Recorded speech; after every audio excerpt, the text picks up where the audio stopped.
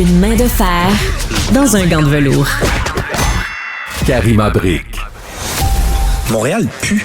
Et ça pue partout. Partout, là, dans tous les quartiers. J'entends déjà les gens rire dans leur voiture. Tout le reste n'est que fumisterie. Donc, on veut un monde qui sent l'eau de Javel. Un monde blanc, blanc, blanc, blanc, blanc, sans défaut. Rémi Villemure.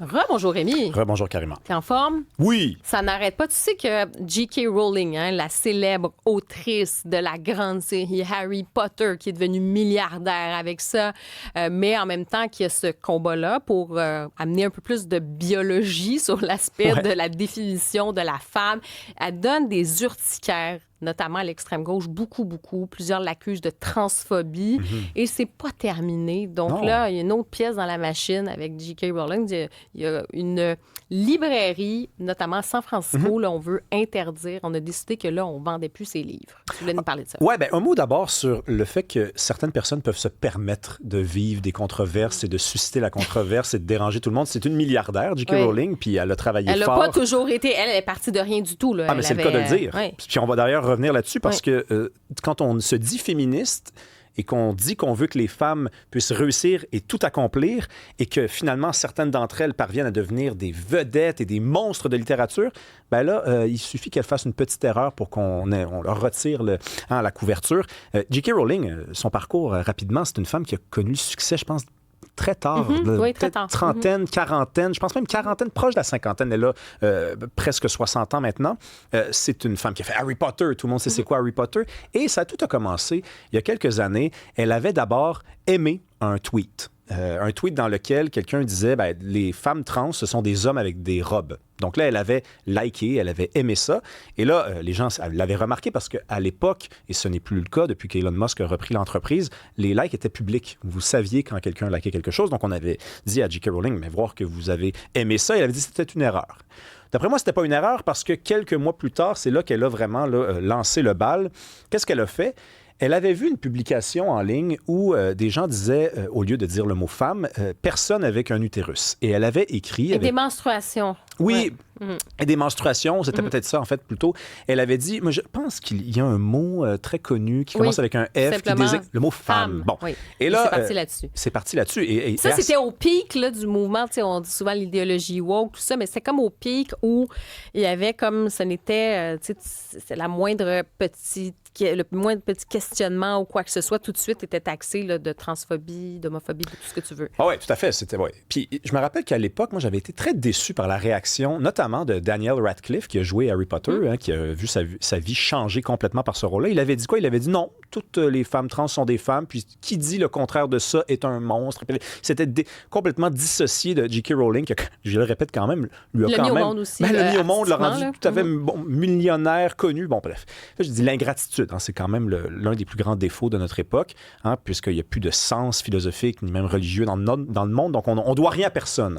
Donc, on lâche tout le monde, y compris nos amis, pour des affaires comme ça. Et J.K. Rowling, comme j'ai commencé à le dire, là, elle est milliardaire, donc elle a continué. Elle s'est pas dit, moi, je vais tout perdre. Elle s'est dit, non, je ne peux pas tout perdre. Les gens vont quand même continuer de lire mes livres.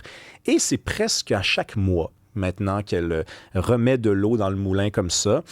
Et là, on en parlait tantôt quand on parlait de la fierté gay. Ce qui est vraiment dommage avec tous ces enjeux et qui sont défendus par la gauche, c'est qu'on perd, je trouve, l'essentiel. C'est quoi l'essentiel du féminisme? C'est que des femmes puissent réussir, puissent obtenir l'égalité. Moi, honnêtement, là, si vous voulez aller au-delà de ça, c'est correct, mais je pense que l'essentiel est quand même là. Il repose là-dedans. Et là, J.K. Rowling passe pour un monstre parce qu'elle défend, tu l'as dit tantôt, l'importance de la biologie dans les débats entourant qu'est-ce qu'une femme, qu'est-ce qu'un homme, est-ce qu'une femme trans, c'est une femme? Bon, bref. Elle dit, écoutez, là, une femme, c'est une femme. Je suis assez d'accord avec elle.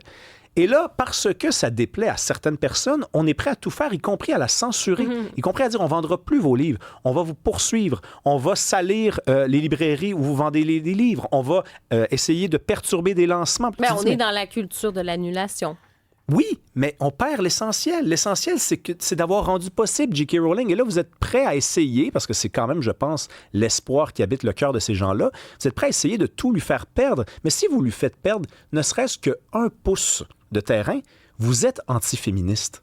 Le réalisez-vous 2 secondes, là? Vous êtes censé être de son bord, vous êtes censé la célébrer, vous êtes censé essayer de faire en sorte qu'il y ait une prochaine J.K. Rowling, qu'il y ait une Louise Penny, qu'il y en ait d'autres comme ça. Mais si ces gens-là ont des opinions qui ne sont pas les vôtres et que vous êtes soudainement l'ennemi de la cause qui, semblerait-il, c'est votre prétention, est la plus importante, dans quel monde vit-on? Non, mais peut-être qu'à un moment donné, moi, je me considère comme quelqu'un de féministe, mais tu sais, il y a aussi le néo-féminisme. À un moment donné, peut-être qu'on va peut-être se dire que c'est même plus du féminisme, là, c'est peut-être comme d'autres causes, d'autres combats qui n'ont rien à voir avec le féminisme. Il y a peut-être ça aussi, il faut peut-être se dire à un moment donné, il y a beaucoup de femmes qui ne se reconnaissent pas dans ces combats-là. D'ailleurs, puis très bien, là, je veux dire, chacun veut défendre sa chapelle, j'ai pas de problème avec ça. Bien, à ce moment-là, pourquoi les hommes ne défendent pas ça aussi? Tu sais, c'est assez particulier que ce soit des néo-féministes qui doivent défendre aussi ces causes-là. C'est ça qui est particulier. C'est le danger. Des fois, c'est plutôt la gauche militante. C'est même plus, ça n'a plus rapport avec le féminisme. Non, mais c'est le danger qui survient lorsqu'une cause est essoufflée. C'est-à-dire que je ne dis pas que le féminisme n'a pas raison d'être aujourd'hui. Moi, je reviens à la base. Qu'est-ce que c'est que le féminisme? C'est vouloir l'égalité. Donc, il y a encore des domaines d'activité dans le monde où il n'y a pas l'égalité. Mais lorsque vous avez obtenu l'égalité et que vous dites, mais il ne faudrait surtout pas donner l'impression qu'on n'est pas aussi importante qu'on l'était, bien, c'est là que vous vous attaquez à des causes qui sont périphériques. Et c'est là que vous nuisez. Vous salissez votre propre chemin. Vous revenez sur vos pas. Non, mais d'ailleurs, c'est Sophie Durocher qui a écrit ce livre-là, Où sont les femmes? C'est-à-dire qu'il y a aussi, une fois qu'il y a l'égalité, mais il y a aussi l'accès, la protection des femmes aussi, un peu partout. Oui. L'accès des femmes, que ce soit dans le sport, dans la politique. Puis, à un moment donné, si on n'est pas capable de s'entendre, donc, il y a ça aussi.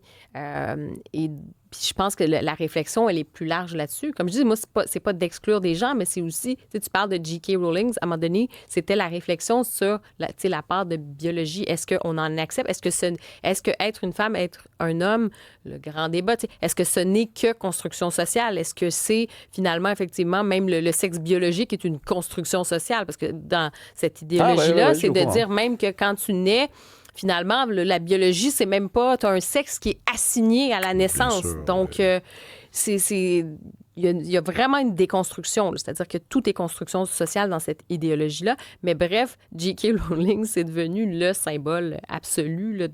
Ça donne des urticaires. Il y a des gens vraiment qui ne sont pas capables. Mais, comme tu dis, quand c'est rendu en plus que tu décides de retirer des livres, on est comme à un autre niveau maintenant. Là, on n'est même pas capable on n'est même pas de lui capable répondre de faire... sur le fond. Alors, ce qu'on fait, c'est qu'on... la différence. Ben oui, c'est ça. On dit, on va retirer la possibilité à une nouvelle génération d'accéder à cet univers-là, qui est un univers fantastique. Là, puis je le dis non seulement au nom du genre d'univers qu'elle a mis au monde, mais c'est dans la qualité.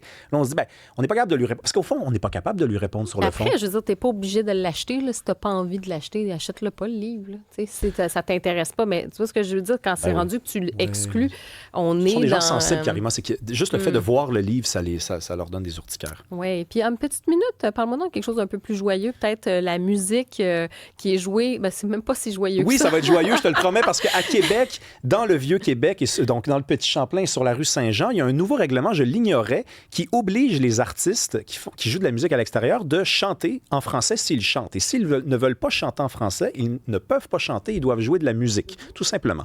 Et on a donc CTV qui a interrogé des artistes américains notamment, qui avaient l'habitude de venir passer l'été à Québec et qui sont en colère parce que eux, ils pensaient qu'ils pouvaient venir à Québec chanter Hotel California, puis je sais pas, Born in the USA de Bruce Springsteen. Là, ils se disent, il me semble que c'est un peu liberticide.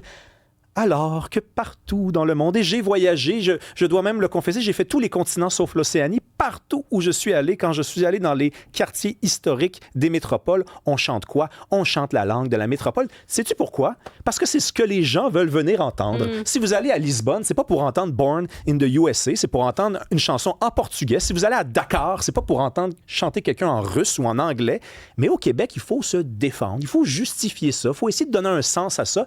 Heureusement, on se tient debout et je le sais. Parce que ça fait juste pas l'affaire de qui? De cet artiste, probablement pas capable de chanter en français et qui pourrait apprendre une chanson en français. Mais les touristes, eux, ils viennent entendre chanter en français. Donc, continuez de venir à Québec. C'est l'une des plus belles villes en Amérique. Bravo, Québec. Merci, Rémi. Merci, bon week-end. À toi aussi.